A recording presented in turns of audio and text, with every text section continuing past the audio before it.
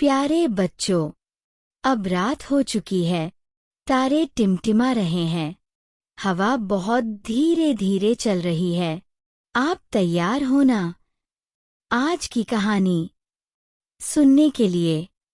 चलो, अपनी आंखें बंद करो और मेरी आवाज सुनते हुए एक प्यारी सी कहानी की दुनिया में चलो।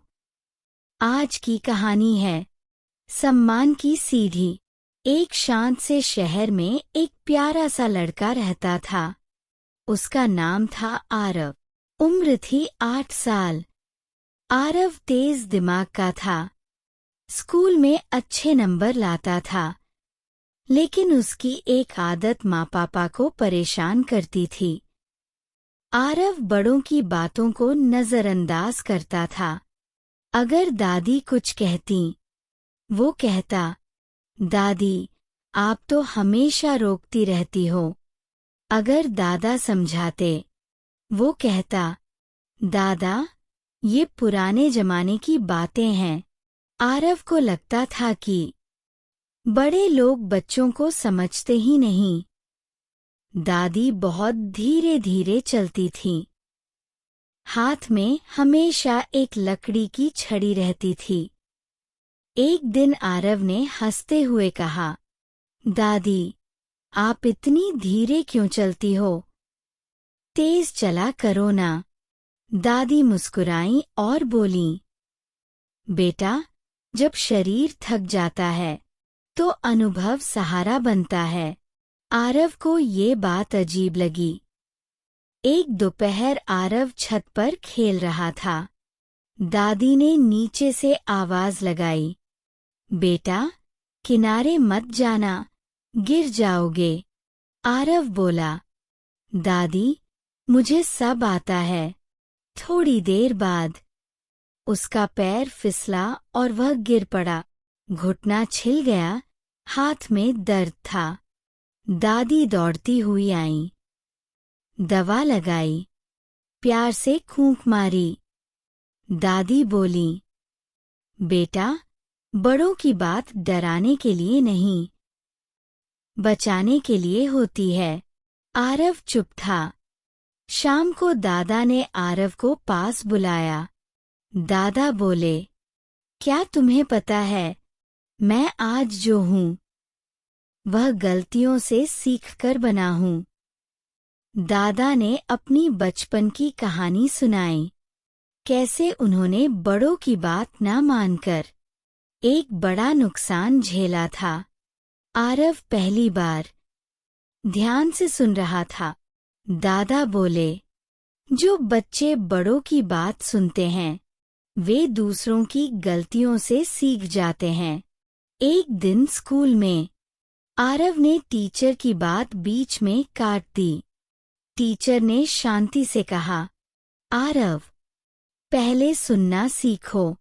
उसी दिन एक दूसरा बच्चा टीचर की बात ध्यान से सुन रहा था और उसने सही उत्तर दिया। आरव को समझ आया, सुनना भी सम्मान है। कुछ दिन बाद दादी बीमार हो गई। कमरे से बाहर नहीं आ पा रही थीं। आरव ने खुद से कहा, अब मेरी बारी है।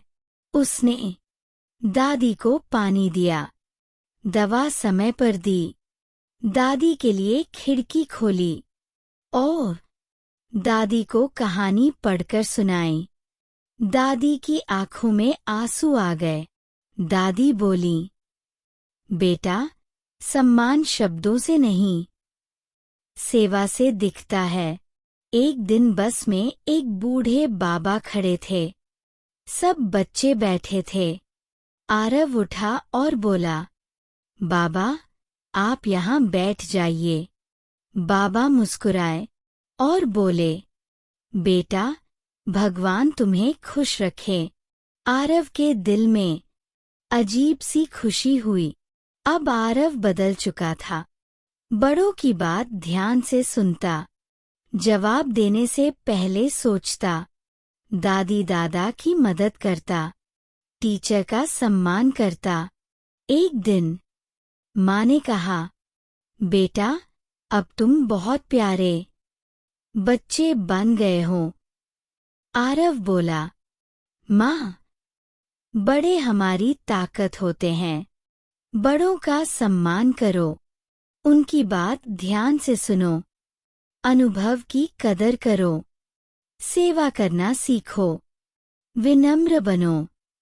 जो बच्चा बड़ों का सम्मान करता है वही अच्छा इंसान और सच्चा इंसान बनता है।